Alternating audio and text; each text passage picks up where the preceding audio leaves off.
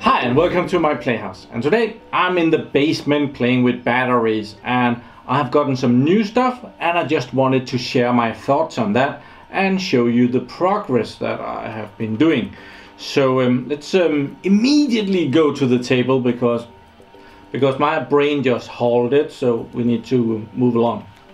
Since the last time, or my last update on this, I have built this pack, and it's very similar to the pack that is over here that I have done multiple videos on. It should be just about the same thing. There are 10 cells here, and all of these are with the minus side pointing up. So all of these has to be sorted together at some point, where I am planning to use more of this strip thing that I have ordered, but it comes from China and the delivery time is ridiculous. It's like 2 months, so I'm waiting for that. But it's not just putting in all the cells here and just hoping for the best. So what I actually did, I made a big sheet here, let's see, in view there, with all the different cells, the capacity of the different cells. There's 140 cells. Then I added, well, I started by adding up a roll, just because if you do a mistake here and you get tired of that. So I added all the capacities of each row to this bottom number down here. Then I added all of them together and got this capacity. Then I divided it by 140 cells and got that this bank is actually a little bit bigger than the older bank. 1.729 amp hour per battery, which comes to that 10 of these cells will have a capacity of 17.29 amp hours. So awesome.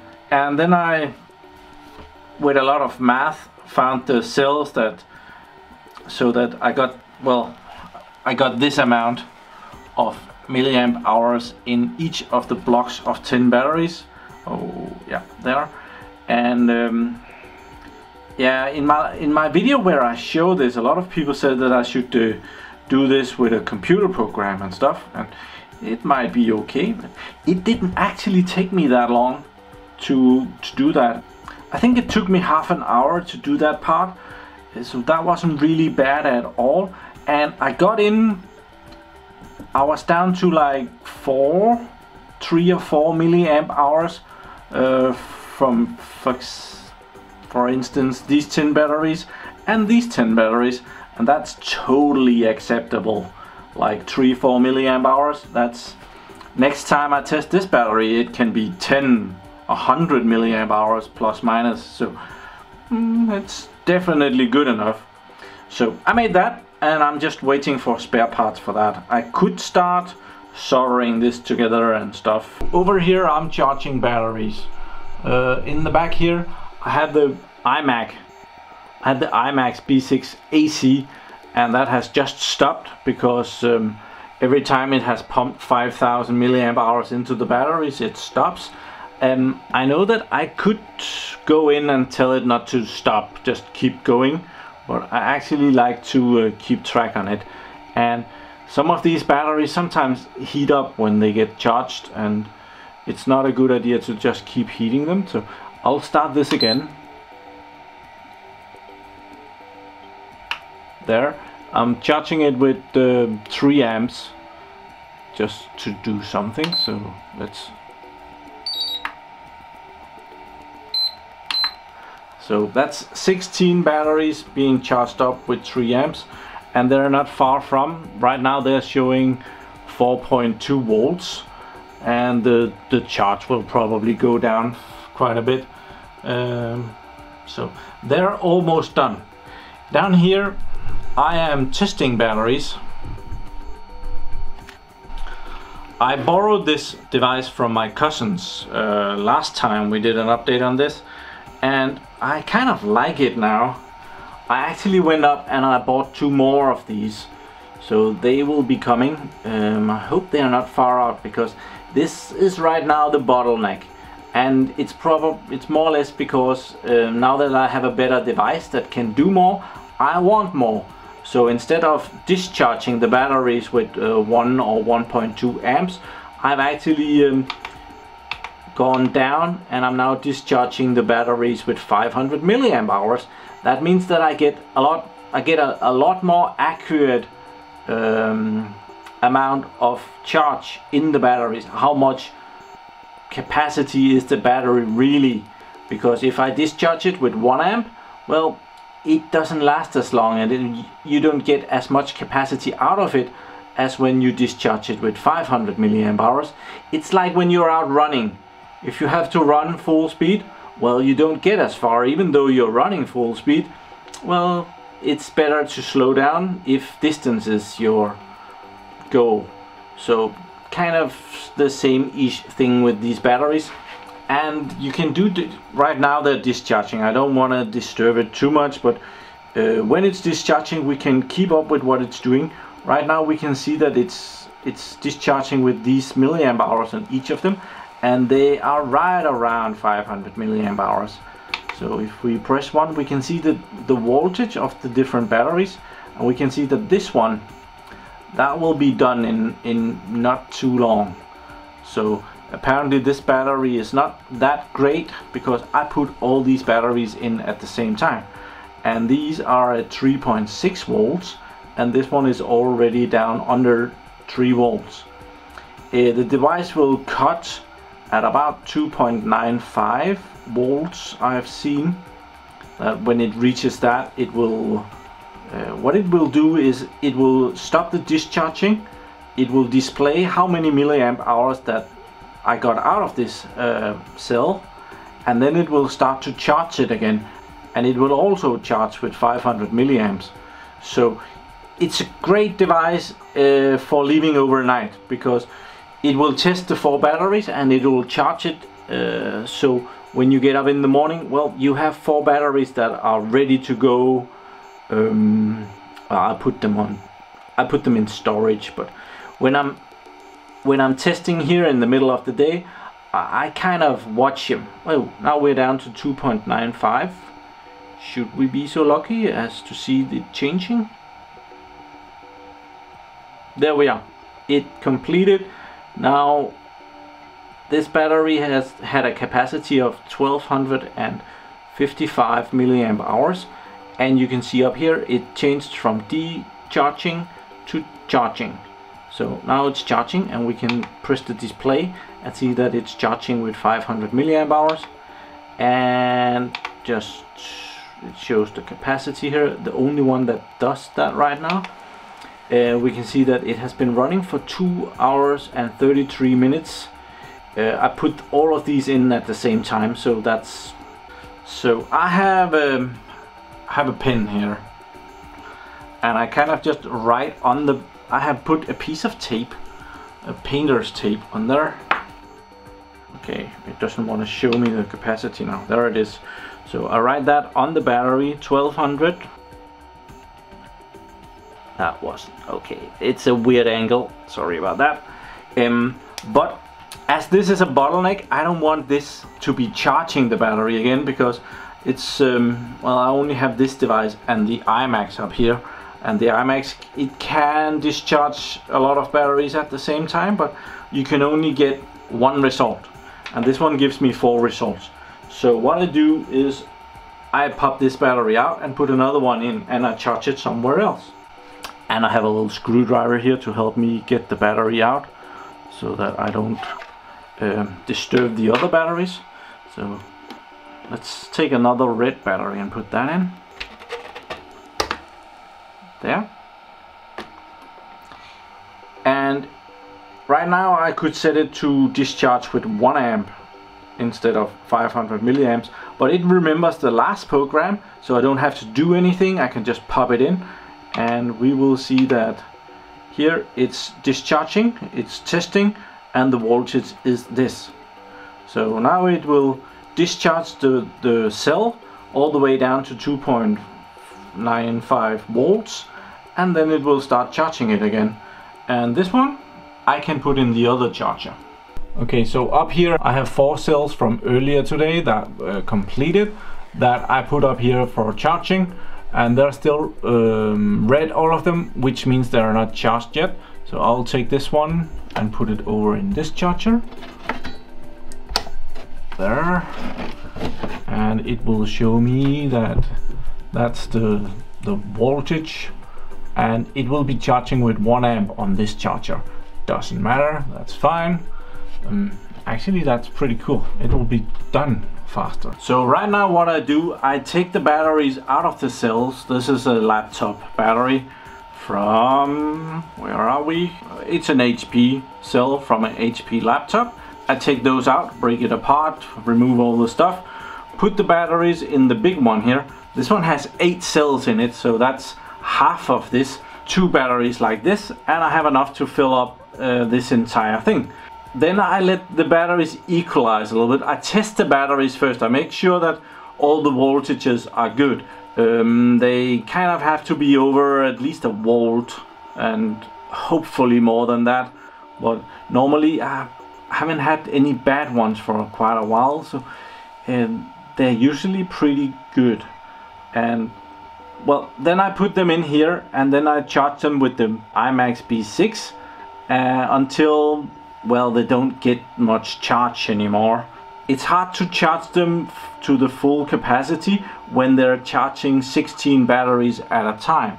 So when it's close enough, when it puts a few thousand milliamp hours onto 16 batteries each time, well, they go up and they are individually charged up here. That usually don't take long because they're almost charged. I have a little holder for them there, so I set the batteries here. Then I know that they have to go into this charger.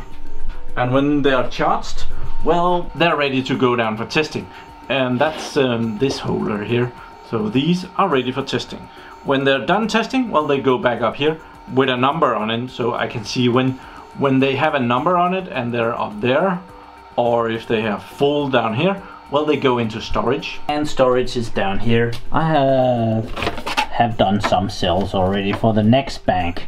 So I have a 20 cells there, 6 cells, so 26 cells are completed for the next bank.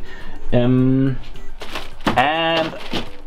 the number of batteries are also going down, so well, I will soon have to go get a new stack of batteries, and I do believe that something might be coming up. So in the last video I told you that this charge controller, which is, it says that it's an MPPT 30, which it's absolutely not. This is a PowerPoint something, but it actually, it says that it's good all the way up to an input voltage of 110 volts.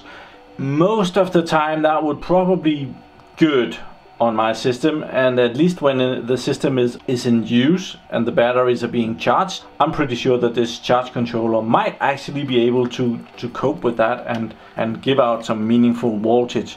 The problem is actually the input voltage. All my solar panels is in series. Awesome. Guess who joined us?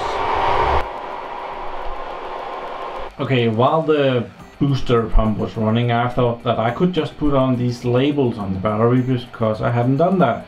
And when I got over here, these clamps or crocodile thingies was in my way, so I thought I'll move them down here. And when I tried to move them down there, well, the iMAX B6 AC started complaining and smoking. So I guess I'll have to check that out. And now that when I put it on, it says something about bad voltage, and it starts beeping and smoking. So that's usually not a good thing. I'll try and take this apart and see if there's anything obvious inside.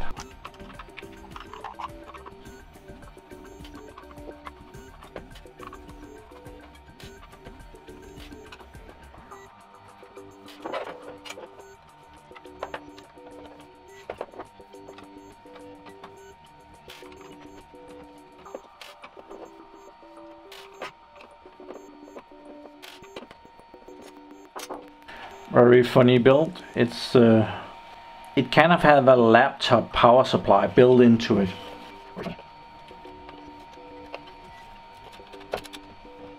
So how do one take this apart? I do not think that is supposed to look like that. That one has left us, that's for sure. That's quite irritating. I'm not sure what. Let's see if we can figure out what that is. Okay, this is an impossible angle, but well, we see that it's in. That's the brand. 4468.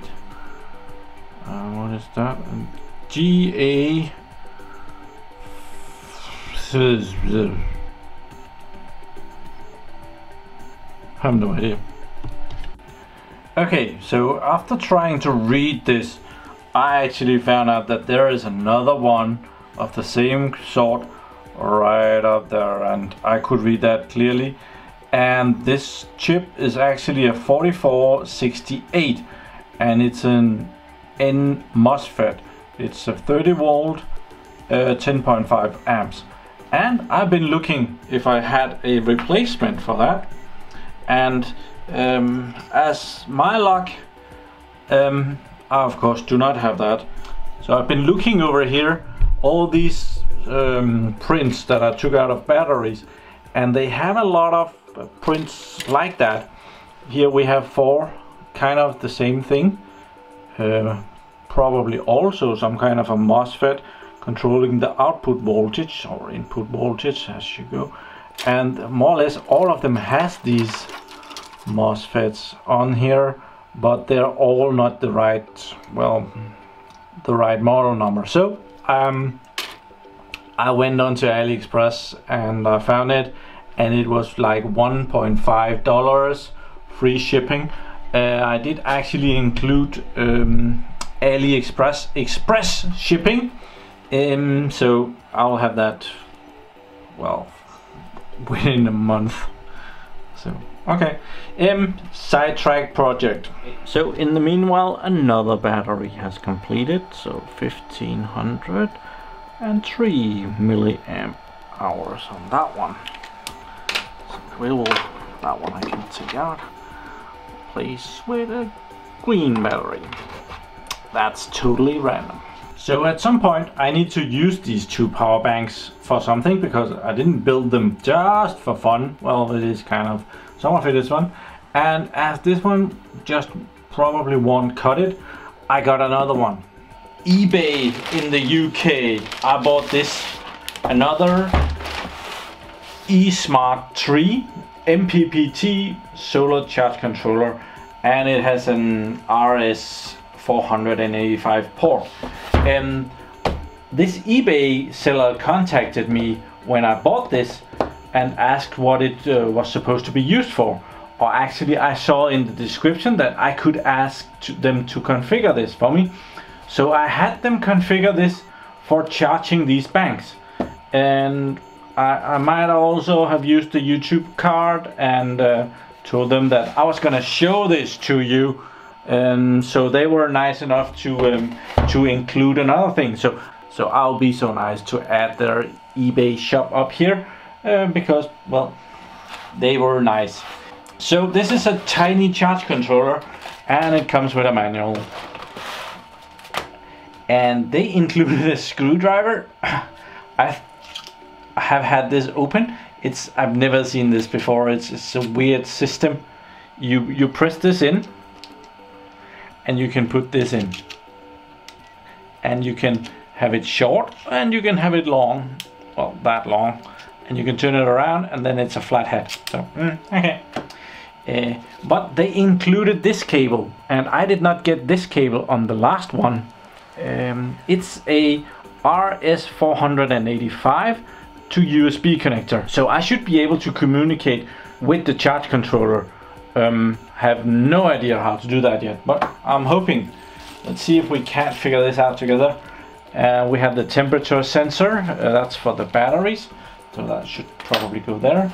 And here is the charge controller. It's exactly like the one I already have, except They have went in and configured this for me, so I probably wouldn't really need the USB cable because they have already done that. Yeah. Nothing else in there.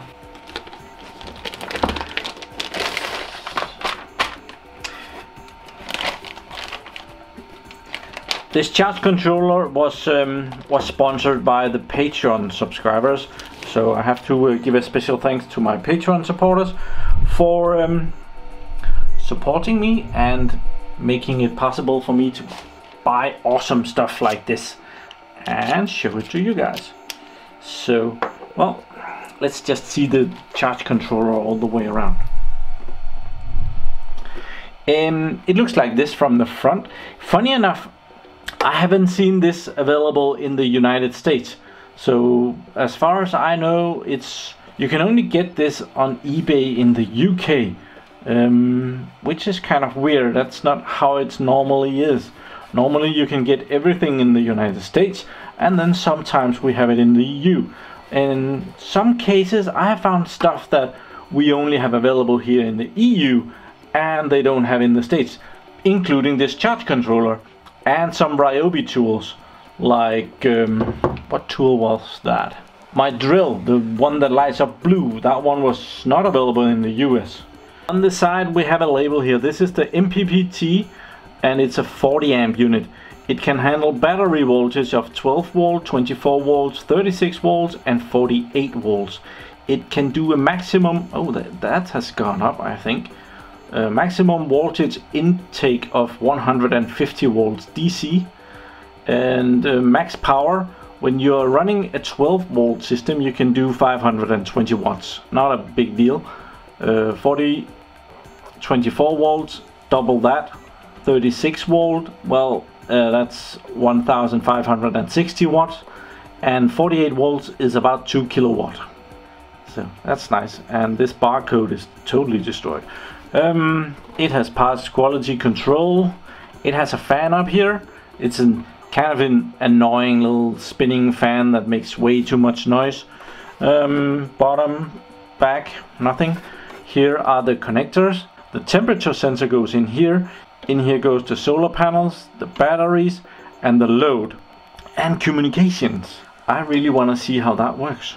Okay, to get into the unit and connect stuff, well, you remove this front panel thing. It's held in place with 2 screws on the side, and down here you then have these big beefy connectors that you can tie your stuff into. And well, with a regular flathead screwdriver like this, you can do that. Probably one that's a tiny bit bigger than this. Just make sure that these are tight. Maybe find one that's a bit bigger. Is that? That's too big. Okay, but let's see what's in the rest of it. Oh, okay. The display in the front is this cable there. Then there's some transformers, some beefy stuff here. 2 40 amps fuses right there. Some PCB, some caps. The fan control. Wonder if there is any 4468s down here. There might be. The build quality definitely looks decent from up here. These big beefy cables go underneath the board. So, nah, it looks okay. I am guessing that is okay. I'm guessing that they're being soldered on the back side of the board somewhere. How else should they be mounted? We probably have to dismount this and see the back side too. I have removed the screws. Let's see if we can get a look downstairs. Okay, yeah, the big beefy connectors are soldered onto the PCB. We need some lights, don't we? There. They have some kind of a mounting system where they have a piece of metal that captures the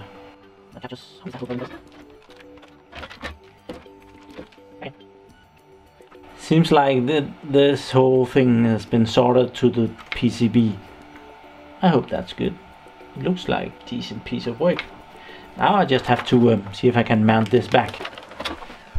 Okay, put it back together. I can power this because of the 12 volt, 24 volts and 48 volts and 36 volts. I don't use that because I have a power supply up here, and we can just turn that on, and we can put that up to about 24 volts. And down here I have put in some leads connecting the battery, the plus and the minus over here. So I have my crocodiles from the power supply here, and we can connect that. I might just get the screen into view there, and that powers up. I'm surprised to find that this display is totally different than the other one that I have, even though the box and everything is exactly the same. Well, this display is definitely not the same, even without the plastic. So that's lights up when you do that. Do different stuff. Show wattage. The batteries, it sees now 24.4 volts. 0 amps. Load. Cool. I don't know, what does this do now? About the same thing. Date, can we set that? It's probably okay. But I really wanted to try and connect it to a PC, so I have a PC. I have no idea if I can get this up and running because, well, this little thing is a real... I really haven't used it for a while. Here we are. So I could connect that, put the USB in and see. I'm guessing that there is some kind of electronic in the USB that would be able to pop up and say hello. Yeah, it sees something. I'm gonna play a little bit with that and see if I come up with anything genius. Okay, so a foreign USB serial controller popped up here, and I'm trying to update the driver. I don't think it's gonna find anything because I don't think my Wi-Fi reaches down here. So I might have to, well, it will run out and then I'll run upstairs and see if it pops up there. Okay, I've been messing around with this for quite a while. This little computer, haven't been using it for quite a bit, so it had a lot of Windows updates that has taken hours. You've been signed out. Okay, and now it's gonna restart, and that's gonna take forever again. I went in and I installed some USB drivers for this thing, or actually I tried to install those, and it seems that that didn't work very well in Windows 10. So I had to use some time, go find some other USB drivers. I think maybe I got those installed. Then I needed to go find some software for this dude, which was not really available. You couldn't just find software for this, or at least I couldn't. So I tried to install some other software for another controller unit that is very similar. So I'm gonna try that at some point, but well, right now it's just messing with me. So I think I'm gonna end the video here. In the meanwhile, all the batteries that I've been doing over here, I've completed those. I've started to take these batteries over here and test those, and I also have some in the chargers up here. So it will be pretty cool if I can get this up and running with a computer in the end of it, but we'll have to see. Right now I've used hours to try and get this up and running. That USB cable thing that converts the RS485 and over to USB, well, that has a life of its own. I think I'm gonna end the video here. Thank you very much to my Patreon supporters for supporting me on Patreon so that I could get this. And what else? Oh yeah, we burned off the iMAX B6 in this video, or I didn't even get it on video. It was smoking and everything, so That was a total bomber. I already ordered the 4468 small N MOSFETs thingies. Don't know if that's gonna fix it, but well, thank you very much for watching my videos. Do subscribe to my channel so that you can see me again, and have a really nice day. Bye bye.